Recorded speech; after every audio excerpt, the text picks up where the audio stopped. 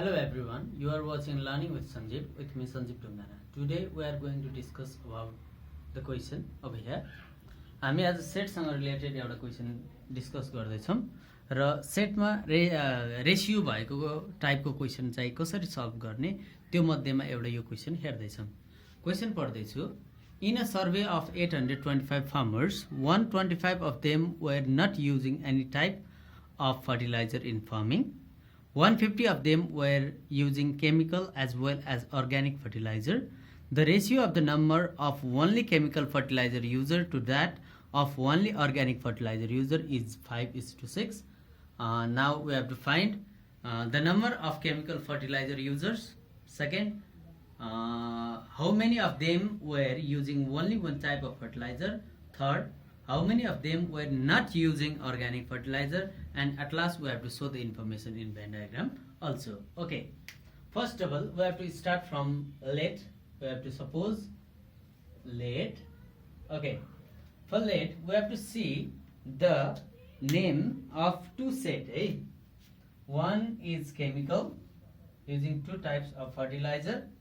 One is chemical fertilizer. Okay, here is chemical fertilizer user, and second one is organic fertilizer user. Okay, just use the starting letter. यो अगाडिको स्टार्टिङको लेटरलाई use गर्नुपर्छ हामीले late गर्नको लागि.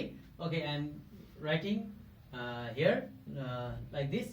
Let NC be the number of farmers who use chemical fertilizer. You can write in their farm also. Okay, I am just ending over here. Now second one, NO be the number of farmers who uses organic fertilizer. Okay, along this we have to let the total number of people in the survey. For that I am using NU which represent the universal set, so that NU be the total farmers in the survey. Okay, now after completing the first person, we have to move on second. For second we have to write given. Okay, for given we have to go through the question. Okay, in a survey of 825 farmers, there are total 825 farmers. That means the value of NU is 825. Okay, as given in the question, there are altogether 825 farmers, so that we have to write NU equal 825. Similarly, 125 of them were not using any type of fertilizer. Okay, 125 of the farmer, they haven't used any type of fertilizer in their farming. That means they are not the user of chemical fertilizer as well as organic fertilizer, which is denoted by NC union O complement equal 125. After that, 50 of them were using chemical as well as organic fertilizer. Okay, the farmer who use both fertilizer in their farming, that means who use chemical as well as organic fertilizer, which is represented by intersection, so that C intersection O equals to how much? 150. 150 of the farmer, they use both chemical in their farming. Okay, and at last the ratio means, okay, like this is to the ratio of the number of only chemical fertilizer means N only C is to N only O, that of only organic fertilizer. Here is written only, so that we have to put not N only C or N not O, N not C.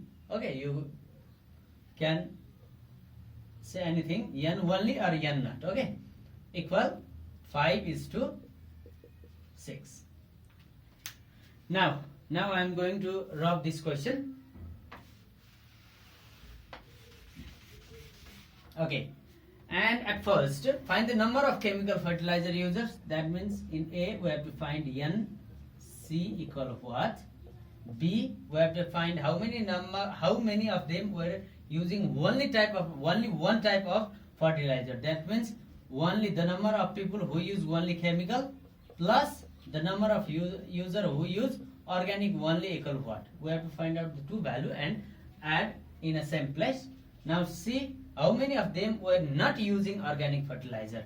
Those farmers who haven't used organic fertilizer, how many number of farmers they are not using organic fertilizer? That means NO complement. Okay, complement represent the non-user of organic fertilizer equal what?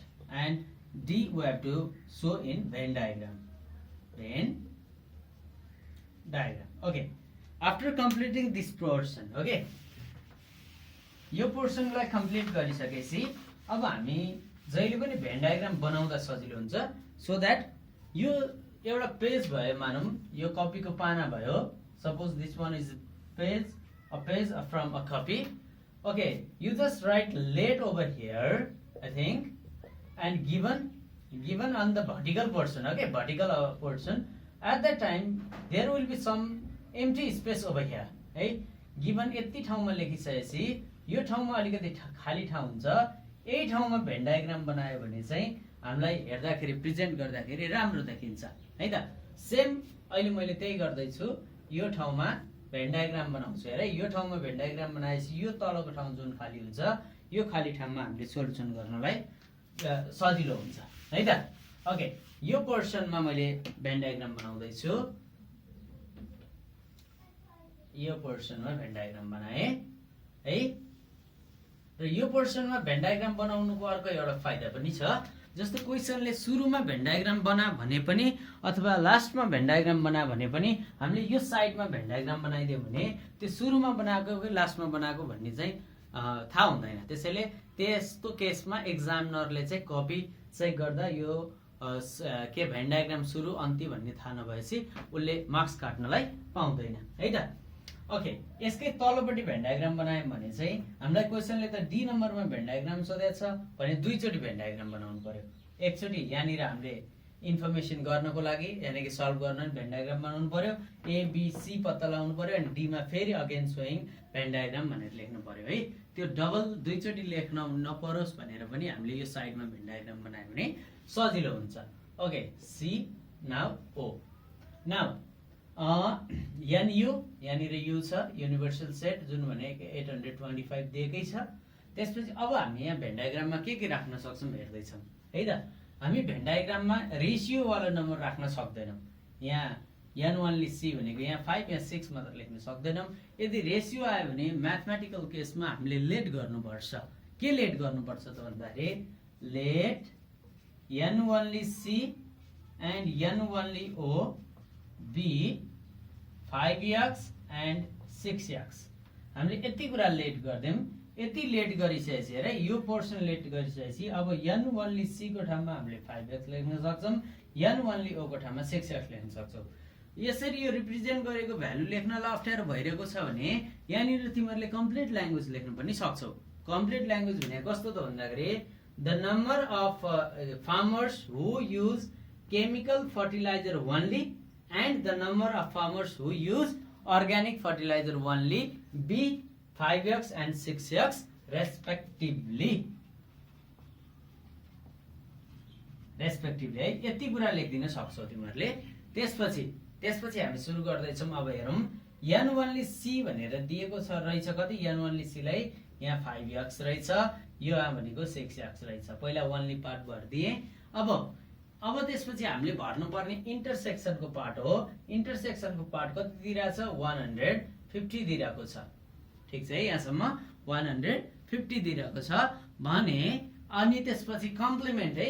Here is complement 125 number of farmers who are not willing to use any type of fertiliser है. Chemical पनि use गर्दैन, organic पनि fertiliser use गर्दैन भने ऊ बाहिर आउनु पर्यो. किन? यो सर्कलमा केमिकल फर्टिलाइजर युज गर्ने, यो सर्कलमा अर्ग्यानिक फर्टिलाइजर युज गर्ने, जसमध्येमा नि यो बिचको पार्ट भने they are using both type of fertiliser है, they are using chemical as well as organic fertiliser in their farming है त, त्यही भनेर डिनोट गर्छ। 5x ले भनेको केमिकल मात्रै युज गर्छ, they are not using organic fertiliser, र 6x ले अर्ग्यानिक मात्रै युज गर्छ, they are not using chemical fertiliser भन्ने कुरा बुझाउँछ है त। अब त्यसलाई के गर्ने, अब सुरु गर्नु पर्यो यहाँ हेर है। 125 यहाँ राख्यौँ, 150 यहाँ राख्यौँ, 5x पनि राख्यौँ, 6x पनि राख्यौँ नि होइन। भनेपछि यो भएभरकै यहाँ टोटल भ्यालुलाई जोड्दियो भने हाम्रो के आउँछ 825 यानि कि NU को भ्यालु निस्किन्छ। त्यसो भए now we have NU equal, हामी फर्मुला लेख्दै छौँ हेर है, फर्मुला कन्ठ पार्ने हैन, यतिकै जान्नु पर्यो, राम्रोसँग बुझ्नु पर्यो है त। यहाँ हामीले इन्डिभिजुअलको नाम 1 2 3 4 वटा लेखिसकेका छौँ। 1 2 3 4 वटा पार्टलाई जोड्दियो भने NU निस्किन्छ। त्यसपछि 4 वटा पार्ट खोज्नु पर्यो है। यसलाई हामी 5x भनेर लेखेका छ। यो पार्टको नाम भनेको N1C, लु N1C प्लस बिचको पार्ट भनेको NC इन्टरसेक्सन O प्लस यो साइडको पार्ट भनेको N1O प्लस बाहिरको पार्ट भनेको NC युनियन O को कम्प्लिमेन्ट है त। C युनियन O भने यो दुईटा गोलो भयो, यो बाहेक भनेको बाहिर भयो। अब यो दिएकोलाई इक्वेसन बनिसकेको छ, एउटा इक्वेसन फर्मुला बनिसकेको छ भने यहाँ राखिदिनु पर्यो। NU को भ्यालु 825, N1C भनेको छ, N1C भनेको 5x plus NC intersection O भनेको 150 प्लस N1O भनेको 6x प्लस यो 125। अब यहाँबाट सल्भ गरेर के को भ्यालु निकाल्ने, x को भ्यालु निकाल्ने है त। और 5x प्लस 6x भनेको 11x इक्वल 825, यो यता आउँदा माइनस, यो पनि यता आउँदा माइनस हुन्छ है हैन। यानी कि 825 बाट 150 माइनस 125 घटाइदिनु पर्यो, दुईटै घटाइदिनु पर्यो। किन, यो प्लस पनि यता आउँदा माइनस हुन्छ, यो पनि इक्वल्सको अर्कोपट्टि साइडमा जाँदाखेरि माइनस नै हुन्छ है। ओके, त्यसपछि है र अब यसलाई सल्भ गर्दा के हुने भयो भन्दाखेरि 11x इक्वल 825 माइनस यति गर्दाखेरि यो 550 आउँछ हैन। और है, और लेख्नु बिर्सिनुहुन्न, x भनेको 550 डिभाइड बाइ 11 गर्दाखेरि 5050 फार्मर्स आउने भयो। 50 फार्मर्स चाहिँ के को भ्यालु आउने भयो, देयरफोर x को भ्यालु आयो हैन। x को भ्यालु आयो भने अब के गर्ने है, अब के गर्ने त भन्दाखेरि है, अब x को भ्यालु लगेर यो दुईटैमा सब्स्टिट्युट गर्दिने, यानी कि N1C को पार्ट भनेको चाहिँ 5x हो, यानी कि 5 इन्टु 5 0 50 5 5 25 250 फार्मर है। त्यसै गरी N1O the farmer who use only organic हैन fertiliser are 6x, that means 6 into 50 6 5 30 300 farmer use only organic fertilizer at that farm। Okay, अब त्यसपछि यहाँ हेर ए नम्बरमा सोधेको छ, अब हामी इजिली गर्न सक्छौं। ए नम्बरमा हामीलाई के सोधेको छ त भन्दा है, यो निस्किएको पार्टलाई यहाँ भर्दिने भने that means 5x भनेको कति हो भन्दाखेरि 250 हो, त्यसैगरी 6x भनेको 300 हो है त। यो भर्दिनु पर्यो है, यतिकै छोड्नु हुँदैन, यहाँ x को भ्यालु पनि भर्दिने। ओके, त्यसपछि ए नम्बरमा सोधेछ the number of farmers who use chemical fertiliser, that means NC equal है, NC को भ्यालु भनेको यो दुईटा जोड्ने हो नि हैन, 250 प्लस 150 हो। एन्सर त भेन डायग्रामले दिइसकेको छ, 2 3 400 त एन्सर आउनु पर्छ, आइसकेको छ भनेपछि अब यहाँ फर्मुला लाएर चाहिँ कसरी गर्ने हैन। त्यसमा पनि फर्मुला यसैले भन्दिसक्छ र NC को पार्ट यो दुईटा यति गोलो पार्ट, द्याट मिन्स NC को पार्ट निकाल्न के गर्नु पर्यो, यो पार्ट र यो पार्टलाई जोड दिनु पर्यो हैन त। हो, यो पार्टलाई हामी के भन्छौं, N1C plus NC intersection O भनेको यो पार्ट भयो। अब N1C को भ्यालु डाइरेक्ट यो 250 लेख्न सक्छौ, 250 प्लस 150 द्याट मिन्स 400 है, 400 रहेछ, निस्किहाल्यो है। सिमिलरली ए पछि बी नम्बरमा के निकाल्नु पर्ने छ, ओन्ली 1 भनेको छ, that means N1C plus N1O, n only c plus n only o equal n only c भनेको यहाँ निकालिरहेको छ 250 250 plus 300 that means 3 4 5 550 is the required value हैन त 550 रहेछ। त्यसपछि सी नम्बरमा के त भन्दाखेरि n only होइन के रे NO है अर्ग्यानिक फर्टिलाइजर जस्तो लागेको छ मलाई। Okay I am going through question. How many of them were not using organic fertiliser. Okay मैले यहाँ एउटा बढी जोडेको छु है। ओके अर्ग्यानिक फर्टिलाइजर युज नगर्नेहरू कतिजना त भन्दाखेरि के गर्ने के कम्प्लिमेन्ट निकाल्नु पर्यो भने जे को कम्प्लिमेन्ट छ u बाट घटाइदिने हो so that NU minus NO है NU minus NO which is equal to 825 minus NO भने कति छ भन्दा NO यहाँनिर हेर्ने हो भने 300 450 छ नि है 450 लेस गरिदिने है 825 बाट 450 घटाइदिने भने okay which is equal to 375 है 375 farmers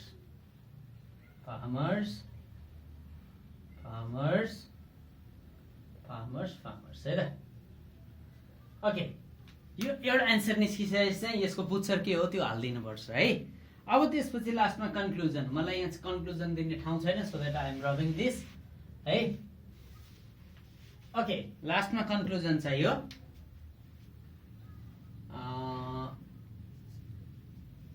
कन्क्लुजनै लेख्न सक्छौ। ए नम्बरमा find the number of farmers who use chemical fertiliser भनेको छ। देयरफोर ए नम्बरमा देयरफोर कतिजना 400 है 400 फार्मर्स आर युजर अफ के केमिकल फर्टिलाइजर है त। त्यसै गरी बी नम्बरमा के लेख्छौं find the number of farmers who use only one type of के फर्टिलाइजर भनेको छ हैन भनेपछि therefore how much 550 farmers uses only one type of fertilizer है। त्यसै गरी सी नम्बरमा how many farmers are not using organic fertilizer भनेको छ के अरे therefore how many 375 farmers are not using organic fertilizer। Okay यति लेखेर चाहिँ हामीले यहाँनिर एन्सर सकाउन सक्छौं है त। यति गर्यौं भने आउट अफ 4 हाम्रो 4 मार्क्स नै आउँछ। फेयर हुनु पर्यो रफ हुनु भएन धेरै करेक्ट कुरो गर्नु पनि भएन। ओके यति मात्र हो है त। ल आजलाई यति नै। अन्य यस्तै भिडियोहरु र अरु केही क्वेशनहरु अप्ठ्यारो परेको छ भने यसै गरी कमेन्ट बक्समा यो क्वेशन अप्ठ्यारो लाग्यो भनेर लेख्न सक्छौ। म अर्को चोटी आउँदाखेरि यसै गरी तिमीहरुलाई लेनै खोजेको भिडियो चाहिँ बनाउने प्रयास गर्नेछु। नमस्कार, have a good day।